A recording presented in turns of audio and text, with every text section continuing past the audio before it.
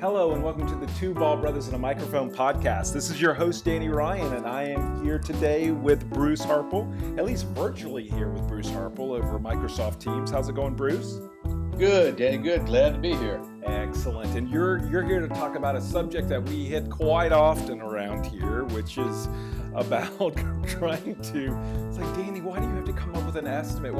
It's because people ask me right away, what's the estimate? How much is it going to cost us to move off of Jive and onto Microsoft? And I appreciate you taking some time today. I know this has been something we've been discussing for years, and since we've been doing a lot of these migrations, but just look forward to talking to you about this. Thank you for taking the time to do this, Bruce. Yeah, absolutely. Absolutely. So let's get this started. So I know from talking with customers, and we're customers that are on Jive right now, one of the things that often happens is they just haven't really thought through. They have no idea what the budget should be. So when you don't know what the budget should be, you start off with maybe zero or something along those lines. But it just seems like a lot of people just underestimate the overall effort involved with these migrations. Yeah, they definitely do. And I don't know, again, you're kind of migrating from one collaborative platform, Jive, to a different, totally different collaboration platform, right? In Office 365. Yeah. And I don't know. I think some customers probably take maybe their SharePoint migration experience, and maybe they use that to budget for a Jive migration, And as you know, it's totally different. I mean, in SharePoint, you're moving kind of light content, right? The containers in SharePoint on-prem, for example, are going to be the same types of containers if I'm going from, let's say, SharePoint 2013 to SharePoint 2016. Yep. Even if I go from 2013 to the cloud, right, to Office 365, the overall containers are exactly the same. Mm-hmm. But as we know, if you're moving across totally different, disparate platforms, it's a lot different. So I think sometimes they might be using their SharePoint migration experience to do their budgets, but we're certainly seeing. I mean, I would say, Danny, customers' budgets that they set before kind of talking to us, right? Uh-huh. To get maybe better educated on the complexities of migrations. I would say, we're seeing that these budgets are a third to the half of what they need to be, to get that migration completed. So there's a pretty big differential in kind of our customers' expectations of what it takes for these migrations, compared to the reality of what it is going to take. To not only move the content, which that's a big piece of it that we focus on, but as and as we've experienced with customers, the whole user experience is totally different, right? And moving from Jive to SharePoint Online or Office 365, it's a completely different experience, and I think customers, if they haven't looked closely at that, right, they aren't going to understand, there is a significant investment in just the overall kind of change management planning and communication plan development that is needed for these migrations, because it's a pretty dramatic change for the end user community, for these migrations. Yeah, and I think as well when we look at this, I think you're exactly right with regards to people are used to doing upgrades of existing products. But then along the lines with this, it's if we're migrating like binary content, or we're migrating files, that's one thing. But in this, we're migrating complex data types, and so which might or might not have a appropriate place to go to inside of Office 365. And yeah, exactly. Yeah, I mean there's probably in Jive 30 to 40 different data types, right, or content types. Yeah. In Jive, and you've got to decide, where does that content live in Office 365, and in many cases, there's multiple destinations where that content could go in Office 365, and you really got to know and understand, in the Jive world, what are those users of that content, what's the usage scenario on how they're kind of collaborating around that content, because that could drive where we place that content in Office 365. So there's a lot of you have to understand, and I think that's the other thing, the other kind of challenge I think, as many customers, Jive, like a lot of collaborative platforms, there's not a lot of governance in place, Uh-huh. right? Which, in collaborative platforms, in many ways, that's good, right? Because you're kind of letting the culture of the company define how they're going to collaborate with one another, right? And kind of what that looks like. And many of these tools today, you can define different types of containers, within a Jive, and there's different types of containers in Office 365 that you can use for collaboration, right? And all these containers behave differently and act differently and have other content types, kind of attached to them, right, that support the overall collaborative experience. But I think because of that, kind of lack of governance there, in those current Jive environments, I think a lot of customers don't really know, at a detailed level, all the different kind of usage scenarios that are out there and how people are really using Jive to collaborate. Much less, they certainly in most cases, don't have a handle on how much content's there. Uh-huh. And that's, as you can imagine, in a migration, understanding A, the usage scenarios, how are people using this platform, and B, how much content is there and needs to be moved. I mean, those are pretty critical components of trying to figure out how big something is, right? Yep. Yeah, and I've been working with the team about getting our sizing tool that we have and getting that out there to folks. That's a part of, I think, our process with trying to come up with an estimate? That's right. Yeah, and that's kind of one of the things I was going to talk about. Kind of how to begin to mitigate some of the unknowns. Yeah. And that is certainly one, right? And I think, Danny, I think that the Jive size utility is that's a free download. I think, Yeah. correct, on the website. Yeah, all they have to do is make a small donation to me, and then they get it for free. Well, so some of the things just kind of, technically kind of getting down to a level of detail with these migrations. So if you think about Jive, being this, large, collaborative environment with a lot of different containers, right, with a lot of different collaborative content, some embedded in HTML, some, contained binary files. Uh-huh. If you think about that environment, there is all kinds of linkages, right? URL linkages between all those pieces of content.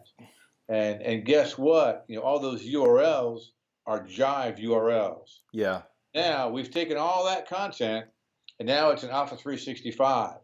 And it could be an Office 365 team site.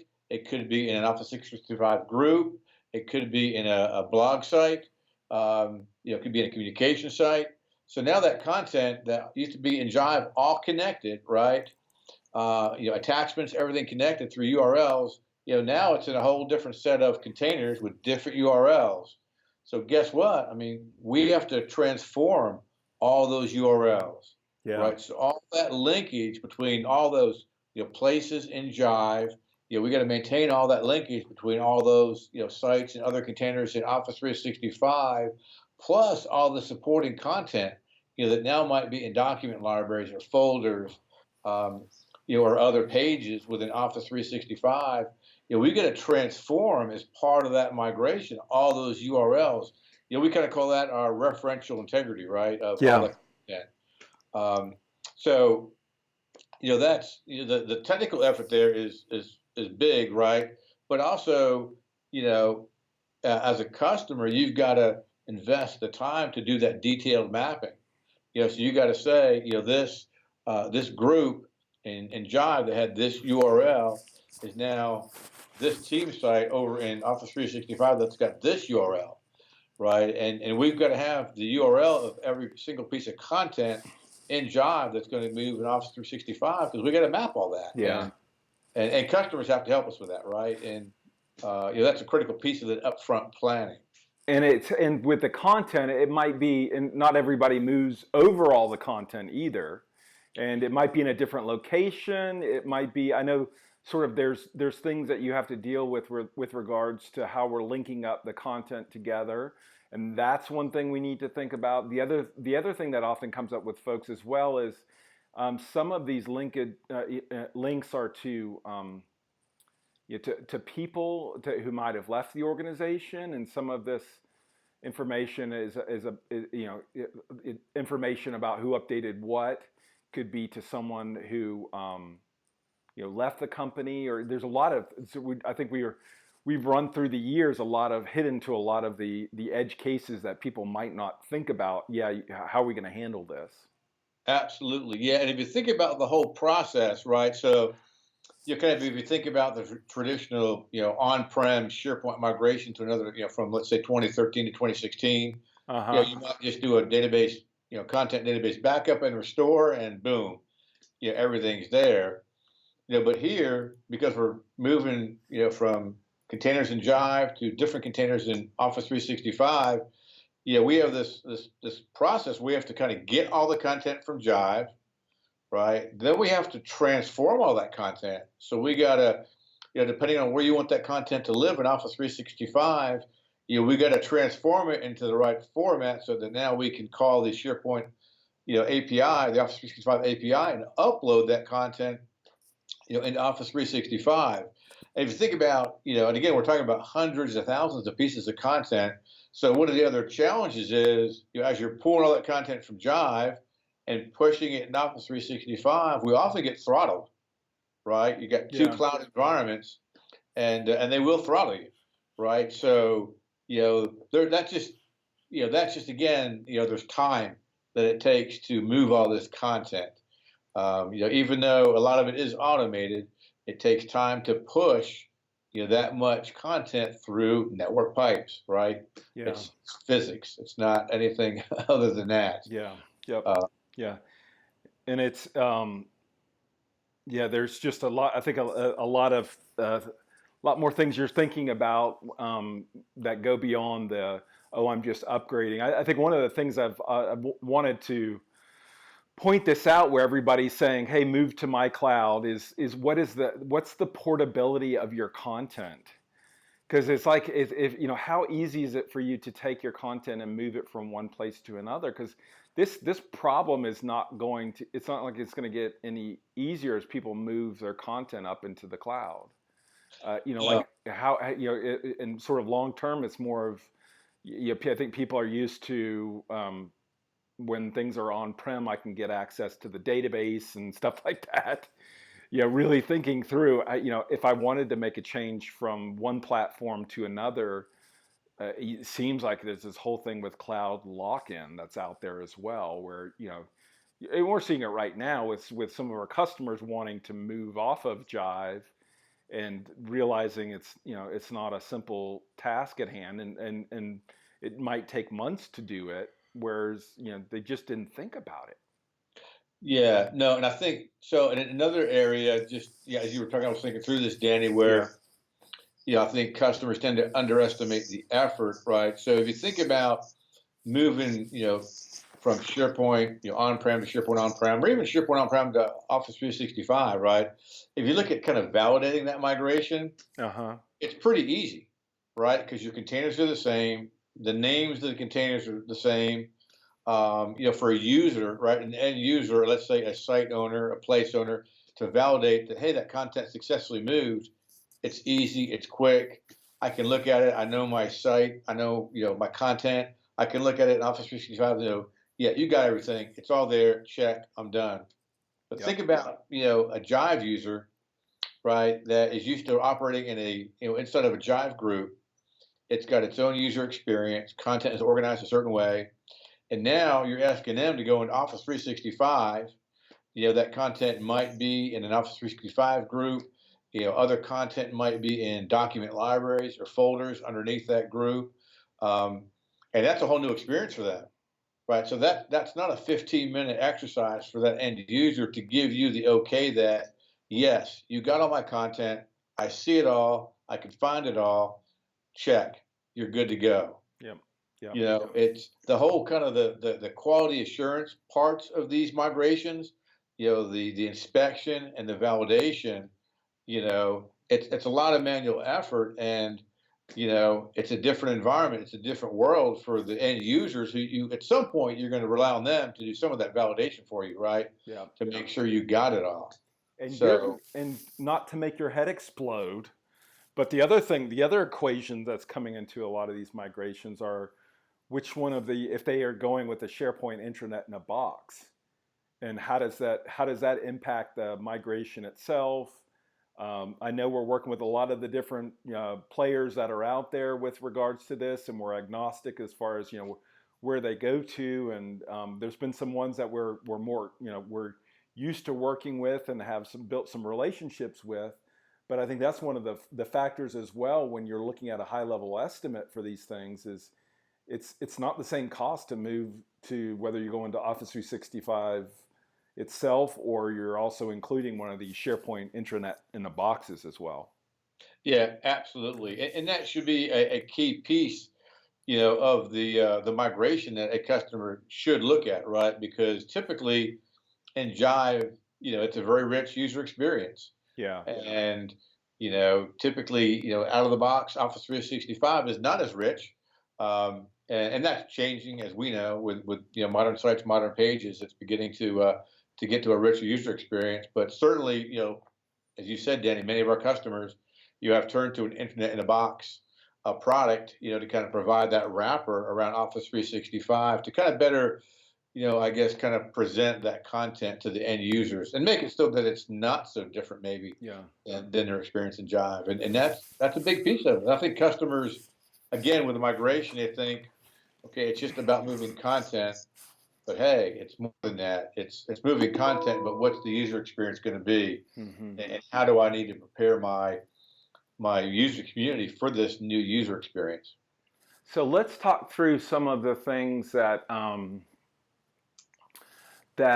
our customers can do to mitigate some of these costs, and like what are is it? I know we typically will say, okay, let's take this opportunity to maybe do a little bit of cleaning house with content, and some of the what we do is a little organizing and maybe going through and taking this whole opportunity to get rid of things that don't need to move forward. So that's one thing, is probably the amount of content.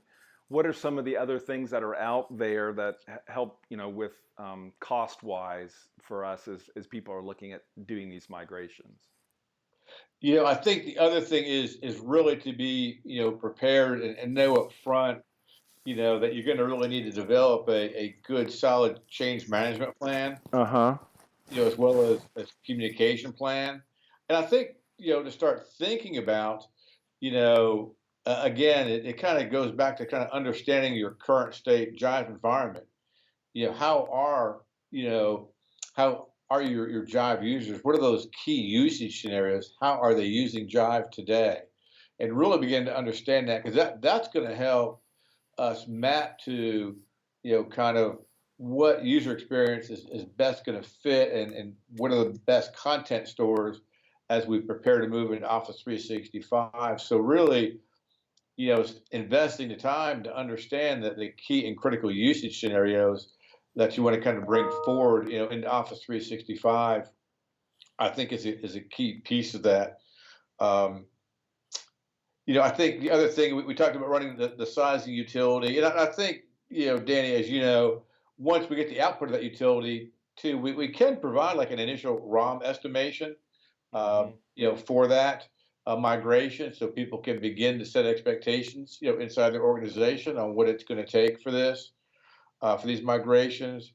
And then, Danny, I mean, the key thing that we really, push customers to do is to go ahead and schedule the Jive migration planning workshop, and or the digital workplace, workshop. Yeah. So the Jive migration planning workshop really focused more on the content migration, right, and getting down to the detail. We talked about that 30 to 40 different types of content in Jive, and mapping that to where it's going to live now in Office 365.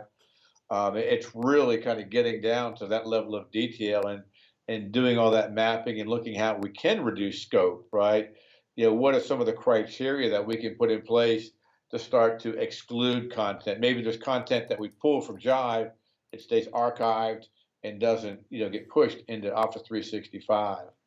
And then, as you know, the digital um, workplace workshop is really more focused on the user experience, and what are the things that we can do to make sure we effectively support those key usage scenarios, right? That are key in Jive. How do we kind of replicate those usage scenarios and that user experience in Office 365?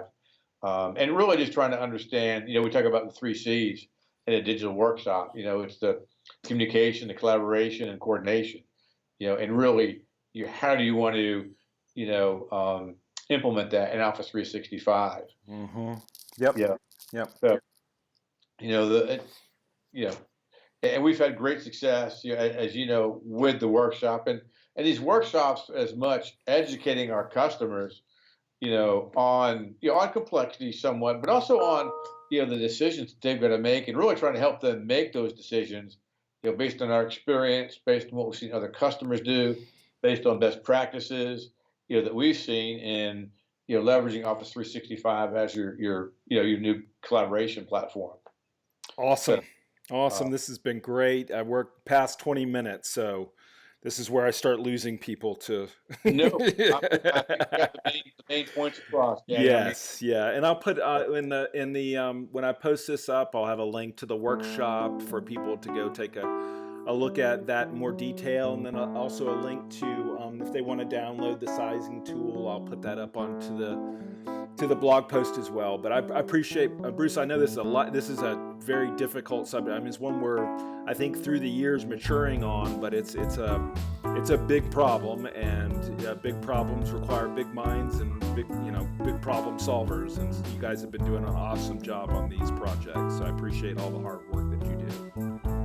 Absolutely, man. Enjoy it very much. Okay, thanks, Bruce. Everybody have a great day. Thank you, everyone, for listening. Bye-bye. Take care.